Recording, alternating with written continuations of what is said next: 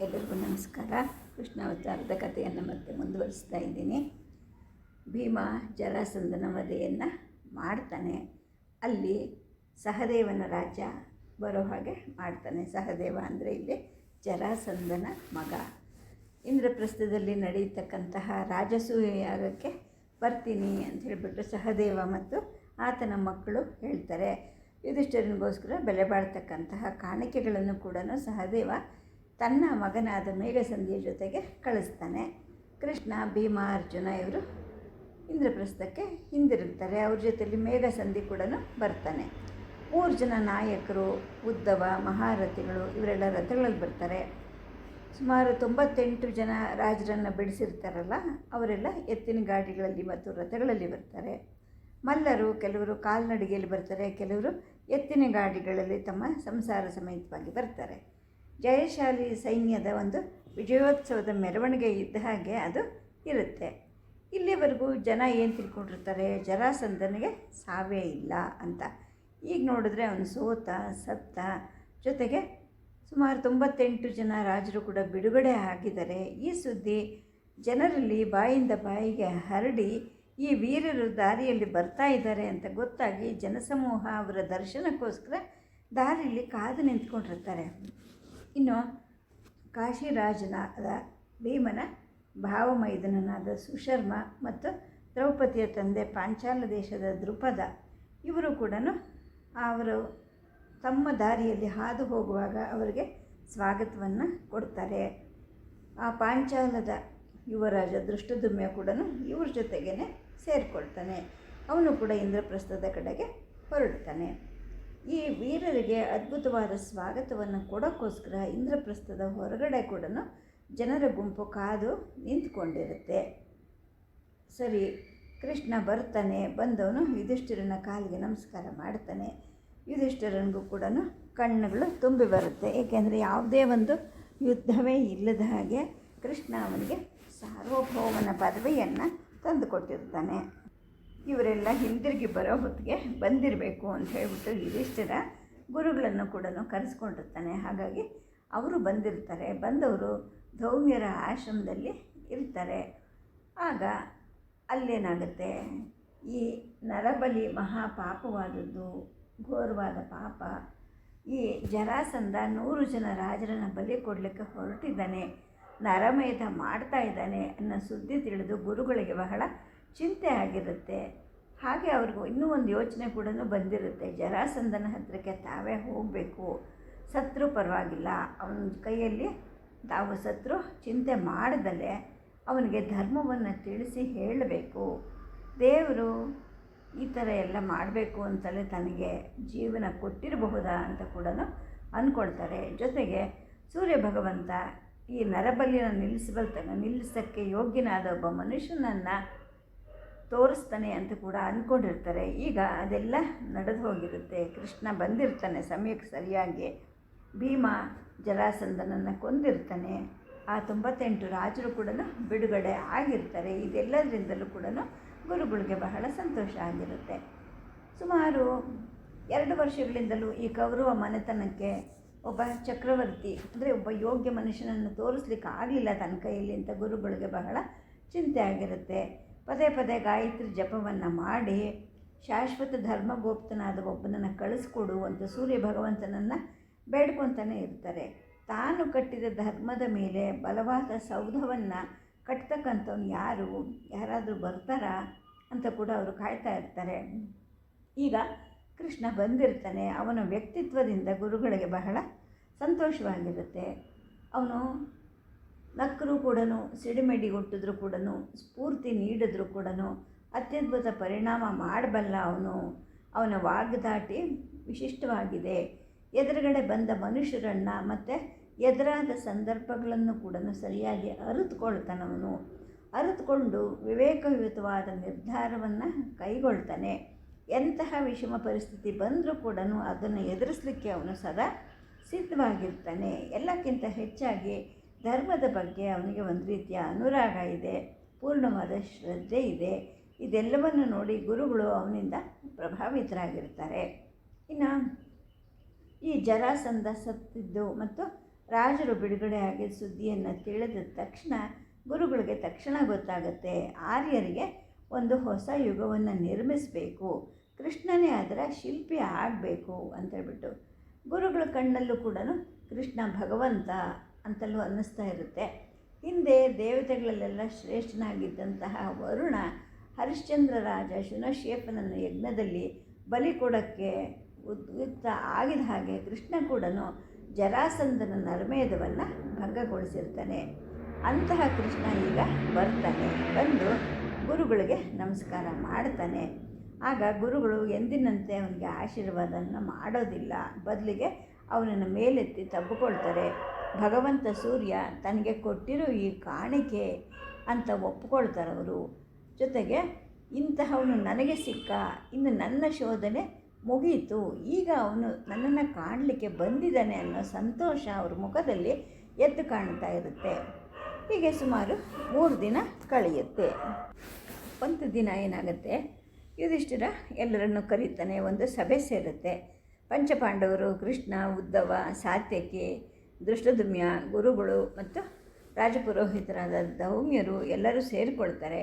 ಭೀಮ ಬಹಳ ಸಂತೋಷದಿಂದ ಉಬ್ಬಿ ಹೋಗಿರ್ತಾನೆ. ಏಕೆಂದರೆ ಇದಕ್ಕೆಲ್ಲ ಅಂದರೆ ಈಗ ಆಗಿರೋ ಈ ಸಂತಸಕ್ಕೆ ಕಾರಣ ಅವನೇ ಆಗಿರ್ತಾನೆ. ಕೃಷ್ಣನ ಸಲಹೆಯಂತೆ ಮಾಡಿದರೂ ಕೂಡ ಅಷ್ಟೊಂದು ವೀರಾವೇಶವಾಗಿ ಹೋರಾಡಿ ಜರಾಸಂಧನನ್ನು ಕೊಂದಿದ್ದು ಅವನೇ. ಹಾಗಾಗಿ ಅವನಿಗೆ ಬಹಳ ಸಂತೋಷ ಆಗಿರುತ್ತೆ. ಅವನ ಹುರುಪಿಗೆ ಮಿತಿನೇ ಇರೋದಿಲ್ಲ. ಆಗ ಯುಧಿಷ್ಠಿರ ಕೇಳ್ತಾನೆ, ಸರಿ ಈಗ ಮುಂದೇನು ಮಾಡಬೇಕು, ನೀವೆಲ್ಲರೂ ಸಲಹೆ ಕೊಡಿ ಅಂತ ಹೇಳಿಬಿಟ್ಟು. ಆಗ ಭೀಮ ಮಾತು ಶುರು ಮಾಡ್ತಾನೆ. ಹೇಳ್ತಾನೆ ಅವನು, ನೋಡಿ ಜ್ಯೇಷ್ಠರೇ, ನೀವು ಅದ್ರ ಬಗ್ಗೆ ಏನು ಚಿಂತೆ ಮಾಡೋದು ಬೇಡ.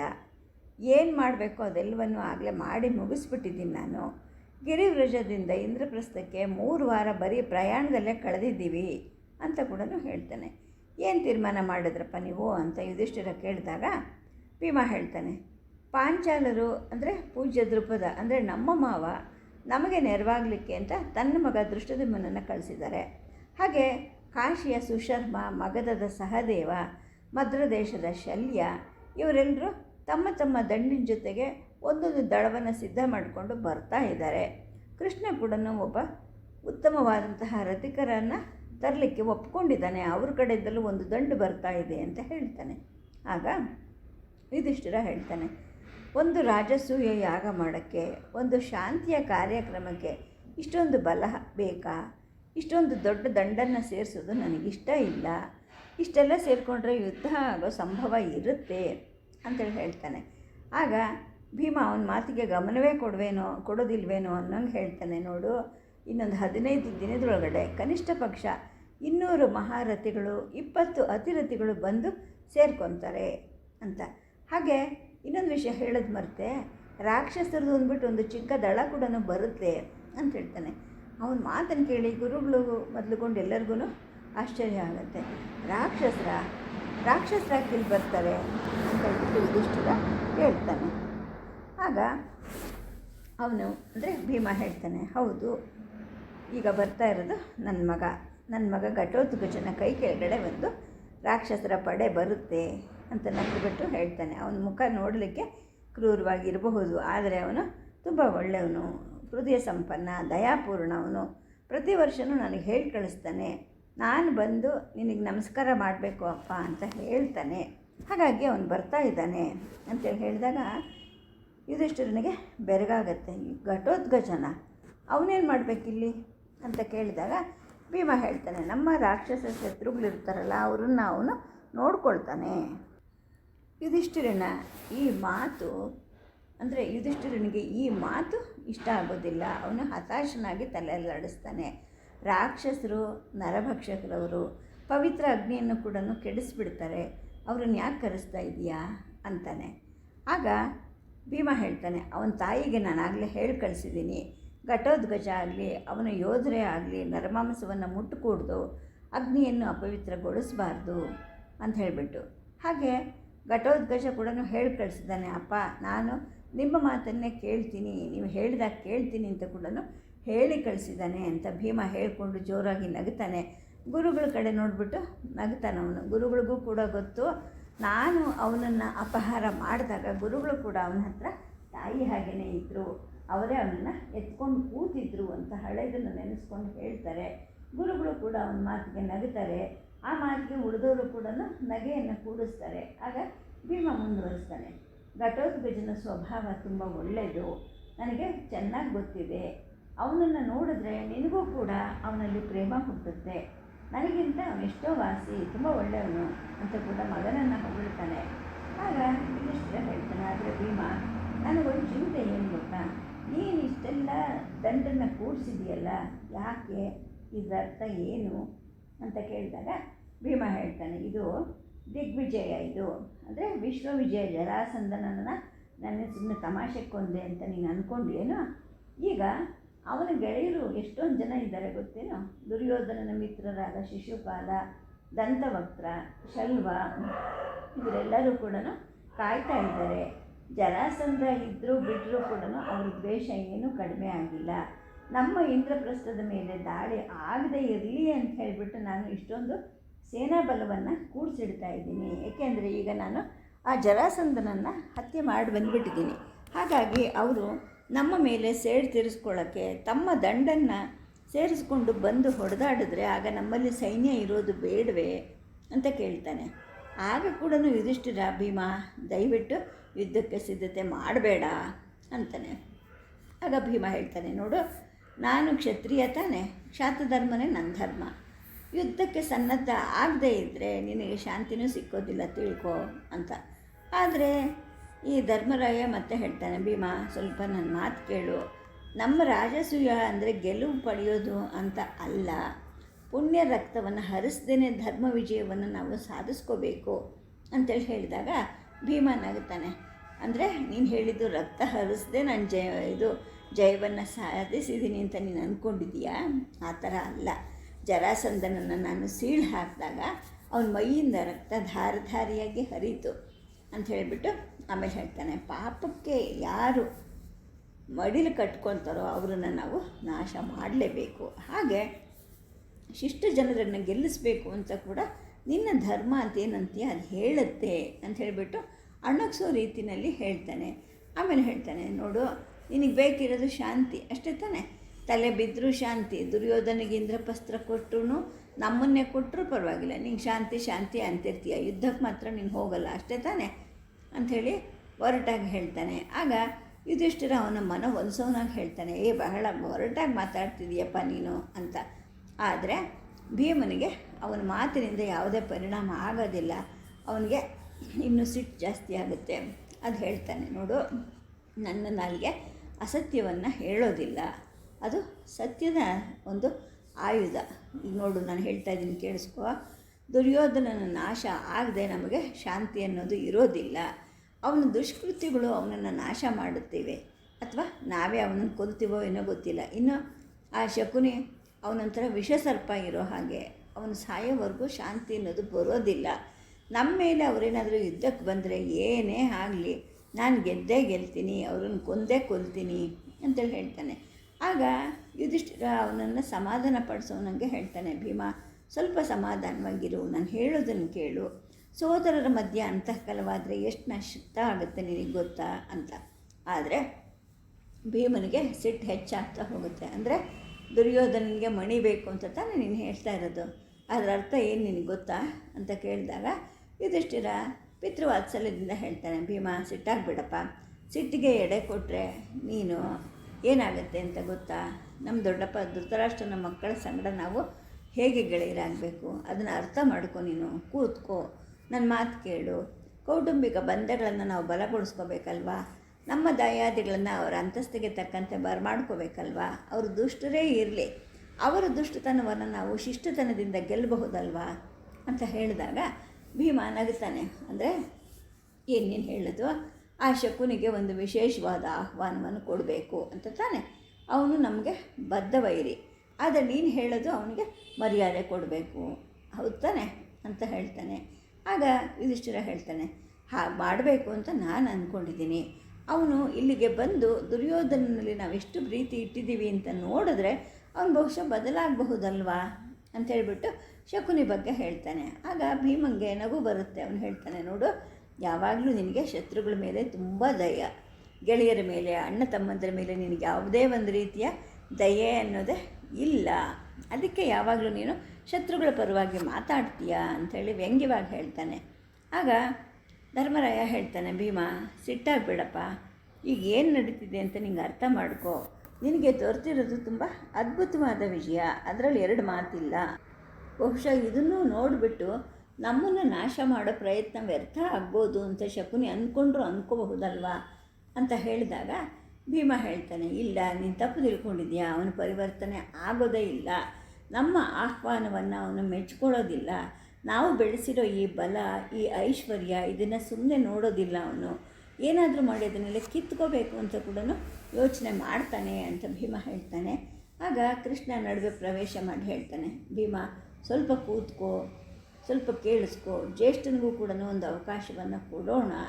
ನ್ಯಾಯವಾದ ದಾರಿಯಲ್ಲಿ ಶಕುನಿಯನ್ನು, ದುರ್ಯೋಧನನನ್ನು ಪರಿವರ್ತನೆ ಮಾಡಬೇಕು ಅಂತ ಹೇಳ್ಬಿಟ್ಟು ಈ ನಿಮ್ಮ ಅಣ್ಣ ಅಂದರೆ ಈ ಧರ್ಮಪುತ್ರ ಹೇಳ್ತಾ ಇದ್ದಾನೆ, ಹೌದು ತಾನೆ ಅಂತ ಹೇಳಿದಾಗ ಭೀಮನಿಗೆ ಕೃಷ್ಣನ ಬಗ್ಗೆನೂ ಸಿಟ್ಟು ಬರುತ್ತೆ. ಏನು ಕೃಷ್ಣ, ನಿಂಗೂ ತಲೆ ಕೆಡ್ತಾ ಇದೆಯಾ ಅಂತ ಕೇಳಿದಾಗ ಕೃಷ್ಣ ಹೇಳ್ತಾನೆ, ನೋಡಪ್ಪ ನಿನ್ನ ಮಾತು ನನಗೆ ಪೂರ್ತಿ ಒಪ್ಪಿಗೆ ಇದೆ, ಆದರೆ ಈಗ ಈ ಜ್ಯೇಷ್ಠ ಪ್ರಯತ್ನ ಮಾಡ್ತೀನಿ, ಶಕುನಿಯ ದುಷ್ಟ ಮನಸ್ಸನ್ನು ಪಳಗಿಸ್ತೀನಿ ಅಂತ ಇದ್ದಾನೆ, ಒಂದು ಅವಕಾಶ ಕೊಟ್ಟು ನೋಡೋಣ ಬಿಡು ಅಂತ ಹೇಳಿದಾಗ ಭೀಮ ಹೇಳ್ತಾನೆ, ಕೃಷ್ಣ ಶಕುನಿ ಎಂಥವನು ಅಂತ ನಿನಗೆ ಗೊತ್ತಿದೆ, ಮೈಯೆಲ್ಲ ವಿಷ ಅವನನ್ನೇನಾದರೂ ಹಿಂಡಿದ್ರೆ ಈ ಪ್ರಪಂಚವನ್ನೇ ಮುಳುಗಿಸೋಷ್ಟು ವಿಷ ಸಿಕ್ಕತ್ತೆ. ನಮ್ಮನ್ನು ನಾಶ ಮಾಡಲಿಕ್ಕೆ ಅವನು ಏನೇನು ಮಾಡಿಲ್ಲ, ಮರೆತು ಬಿಟ್ಟಿದ್ದೀರಾ ನೀವೆಲ್ಲ ಅಂತ ಹೇಳ್ತಾನೆ. ಹೀಗೆ ತನ್ನ ಮನಸ್ಸಿನಲ್ಲಿದ್ದ ಕಹಿಯನ್ನೆಲ್ಲ ಕಾರ್ಕೊಳ್ಳೋಕೆ ಶುರು ಮಾಡ್ತಾನೆ ಭೀಮ. ನಾನು ಹುಡುಗ ಆಗಿದ್ದಾಗ ನನ್ನನ್ನು ನೀರಲ್ಲಿ ಮುಳುಗ್ಸೋಕ್ಕೆ ಅಂತ ನೋಡಿದ್ರು, ವಾರಣಾವತದಲ್ಲಿ ಸಜೀವವಾಗಿ ಸುಡೋಕ್ಕೆ ಅಂತ ಪ್ರಯತ್ನ ಮಾಡಿದ್ರು, ಜೊತೆಗೆ ತುಂಬ ಕಾಲ ನಾವು ಅಡವಿನಲ್ಲಿ ಕದ್ದು ಮುಚ್ಚಿ ಇರೋ ಹಾಗೆ ಮಾಡಿದ್ರು. ಇವೆಲ್ಲದರ ಜೊತೆಗೆ ನಮ್ಮ ಪೂರ್ವಜರ ಸಿಂಹಾಸನವನ್ನು ಅಣ್ಣನಿಗೆ ಕೊಡಲಿಲ್ಲ ಅಂತ ಹೇಳಿಬಿಟ್ಟು ಅನಂತರ ಮುಂದುವರಿಸ್ತಾನೆ, ಅಣ್ಣ ಕೇಳು, ಅವರು ನಮ್ಮನ್ನು ನಾಶ ಮಾಡಲಿಕ್ಕೆ ಪ್ರಯತ್ನ ಮಾಡಿದ್ದಾರೆ. ಅವರಿಗೆ ಈಗ ನಮ್ಮ ಇಂದ್ರಪ್ರಸ್ಥ ಬೇಕು. ಏಕೆ ಅಂತಂದರೆ ನಾವು ಇದನ್ನು ಸುಸಜ್ಜಿತವಾಗಿ ಕಟ್ಟಿದ್ದೀವಿ, ಬೆಳೆಸಿದ್ದೀವಿ, ಅದು ಹೇಗಾದರೂ ಪಡಿಬೇಕು ಅಂತ ಒಂದು ದುರಾಸೆ ಅವರಲ್ಲಿರುತ್ತೆ. ಅದಕ್ಕೋಸ್ಕರ ಅವ್ರು ಯಾವುದೇ ಮೋಸ ಮಾಡಲಿಕ್ಕೂ ಕೂಡ ಹಿಂಜರಿಯೋದಿಲ್ಲ ಅಂತ ಭೀಮ ಹೇಳ್ತಾನೆ. ಆಗ ಧರ್ಮರಾಯ ಹೇಳ್ತಾನೆ, ನೋಡ್ತಮ್ಮ, ಅವ್ರು ಏನು ಮಾಡ್ತಾರೆ ಅನ್ನೋದು ಇಲ್ಲಿ ಅಪ್ರಸ್ತುತ, ನಾವು ಏನು ಮಾಡಬೇಕು ಅನ್ನೋದು ಮುಖ್ಯ. ಶಕುನಿಗೂ ಕೂಡ ಒಂದು ಆಹ್ವಾನವನ್ನು ಕೊಡೋಣ. ಪಾಪ ದುರ್ಯೋಧನನಿಗೆ ಒಂದು ಕೊರತೆ ಇದೆ, ದುಃಖ ಇದೆ, ಅದನ್ನು ನೀನು ಮರಿಬಾರದು. ಏಕೆಂತಂದರೆ ಅವರ ಅಪ್ಪ ಹುಟ್ಟು ಕುರುಡ ಆಗದೇ ಇದ್ದಿದ್ದರೆ ನ್ಯಾಯವಾಗಿ ದುರ್ಯೋಧನನ ಈ ಸಿಂಹಾಸನಕ್ಕೆ ಬರಬೇಕಿತ್ತು ಅಂತೇಳಿ ಹೇಳ್ತಾನೆ. ಈ ಮಾತನ್ನು ಕೇಳಿ ಭೀಮನಿಗೆ ತುಂಬ ಸಿಟ್ಟು ಬರುತ್ತೆ. ಅವನು ಹೇಳ್ತಾನೆ, ಇನ್ನು ನನ್ನ ಕೈ ಸುಮ್ಮನೆ ಕೂತ್ಕೊಳ್ಳೋಕ್ಕೆ ಸಾಧ್ಯನೇ ಇಲ್ಲ. ನಮ್ಮ ಅಸ್ತಿತ್ವಕ್ಕೋಸ್ಕರ, ನಿನ್ನ ದೊರೆತನಕ್ಕೋಸ್ಕರ, ನಮ್ಮ ಮಕ್ಕಳ ಒಂದು ಅಧಿಕಾರಕ್ಕೋಸ್ಕರ, ಇಲ್ಲಿ ನಿರ್ಮಿಸಿರೋ ಈ ಸುಖ ಪ್ರಪಂಚಕ್ಕೋಸ್ಕರ, ನಾವು ಹಿಡಿದಿರೋ ಕ್ಷಾತ್ರ ಧರ್ಮಕ್ಕೋಸ್ಕರ ನಾನು ಹೋರಾಡ್ತೀನಿ. ನಾನು ನನ್ನ ದಾರಿಯನ್ನು ಆರಿಸ್ಕೊಳ್ತೀನಿ. ಅಗತ್ಯವಾದರೆ ಹಸ್ತಿನಾಪುರವನ್ನು ಮುಳುಗಿಸೋಷ್ಟು ಯೋಧರನ್ನು ಕೂಡ ಕಲೆ ಹಾಕ್ಕೊಂಡಿದ್ದೀನಿ ಅಂತ ಹೇಳಿಬಿಟ್ಟು ತುಂಬ ಬಲವಾಗಿ ತನ್ನ ವಾದವನ್ನು ಭೀಮ ಹೇಳ್ತಾನೆ. ಆಗ ಮಧ್ಯದಲ್ಲಿ ಧರ್ಮರಾಯ ಏನೋ ಹೇಳೋಕ್ಕೆ ಅಂತ ನೋಡ್ತಾನೆ. ಆದರೆ ಅಷ್ಟೊತ್ತಿಗಾಗಲೇ ಭೀಮನಿಗೆ ಸಿಟ್ಟು ನೆತ್ತಿಗೇರ್ಬಿಟ್ಟಿರುತ್ತೆ. ಅವನು ಕೈ ಎತ್ತಿ ಸನ್ನೆ ಮಾಡ್ಕೊಂಡು ಹೇಳ್ತಾನೆ, ನೋಡು, ನಾನು ಎಲ್ಲ ದಳವನ್ನು ಕಲೆ ಹಾಕಿದ್ದಾಗೋಗಿದೆ. ನಮಗೆ ದಿಗ್ವಿಜಯ ಬೇಕೇ ಬೇಕು. ನಮ್ಮ ದಾರಿಗೆ ಯಾರೇ ಅಡ್ಡ ಬರಲಿ, ಅದೇ ನಿನ್ನ ತಮ್ಮ ಅಂತ ಅಣ್ಣ ಅಂತೆಲ್ಲ ಹೇಳ್ಕೊತ ಇರ್ತೀಯಲ್ಲ, ಆ ದುರ್ಯೋಧನ, ಆ ಶಕುನಿ, ಅವನ ಗೆಳೆಯರು ಎಲ್ಲರನ್ನು ಧ್ವಂಸ ಮಾಡ್ತೀನಿ. ಮಧ್ಯೆ ಯಾರು ಬಂದರೂ ನಾನು ಬಿಡೋದಿಲ್ಲ ಅಂತ ಹೇಳಿಬಿಟ್ಟು ದಡ ಅಲ್ಲಿಂದ ಹೊರಟು ಹೋಗ್ತಾನೆ. ಇವನ ಒಂದು ಈ ರೀತಿಗೆ ಎಷ್ಟೊಂದು ಜನ ತಲೆ ತೂಗ್ತಾರೆ, ಹೌದಲ್ವಾ, ಇವನು ಹೇಳಿದ ಸರಿ ಅಂತ ಕೂಡ ಅಂದ್ಕೊತಾರೆ. ಆಗ ಧರ್ಮರಾಯನಿಗೂ ಕೂಡ ಏನು ಮಾಡಬೇಕು ಅಂತ ತೋಚ್ದಂಗೆ ಆಗುತ್ತೆ. ಭೀಮ ತನ್ನ ಸ್ವಂತ ಸಹೋದರ, ಧೈರ್ಯಶಾಲಿ, ಪ್ರೇಮದ ಹೃದಯ ಇರೋವನು, ಏನು ಮಾಡಬೇಕು ಅಂತ ಅಂದ್ಕೊಂಡು ಒಂಥರ ಅಯೋಮಯವಾಗಿ ನೋಡೋಕ್ಕೆ ಶುರು ಆಗುತ್ತೆ ಅವನ ಮನಸ್ಸು. ಆಗ ಗುರುಗಳು ಇಷ್ಟು ಹೊತ್ತು ಸುಮ್ಮನೆ ಕೂತು ಭೀಮನ ಮತ್ತು ಯುಧಿಷ್ಠಿರನ ವಾಗ್ವಾದವನ್ನು ಕೇಳ್ತಾ ಇರ್ತಾರೆ. ಆನಂತರ ಕೃಷ್ಣನ ಕಡೆಗೆ ತಿರುಗ್ತಾರೆ. ಕೃಷ್ಣ, ನೀನು ಹೋಗಿಬಿಟ್ಟು ಭೀಮನಿಗೆ ಹೇಳಬೇಕು, ಏನಂದರೆ ದಿಗ್ವಿಜಯದ ಪ್ರಕರಣವನ್ನೆಲ್ಲ ಅಣ್ಣ ನಿನಗೆ ವಹಿಸಿದ್ದಾನೆ ಅಂತ ಹೇಳಿಬಿಟ್ಟು ಧರ್ಮರಾಯನ ಪರವಾಗಿ ನೀನು ಅವನಿಗೆ ಹೇಳಿ ಅವನನ್ನು ಸಮಾಧಾನ ಮಾಡು ಅಂತ ಹೇಳಿಬಿಟ್ಟು ಕೃಷ್ಣನನ್ನು ಕಳಿಸ್ತಾರೆ. ಈ ಮಾತುಗಳು ಯಾವುದನ್ನು ಧರ್ಮರಾಯ ಹೇಳಿರೋದಿಲ್ಲ, ಆದರೆ ಗುರುಗಳೇ ಅವನ ಪರವಾಗಿ ಹೇಳಿ ಕಳಿಸ್ತಾರೆ. ಸದ್ಯಕ್ಕೆ ಕಥೆಯನ್ನು ನಿಲ್ಲಿಸಿರ್ತೀನಿ. ನಮಸ್ಕಾರ.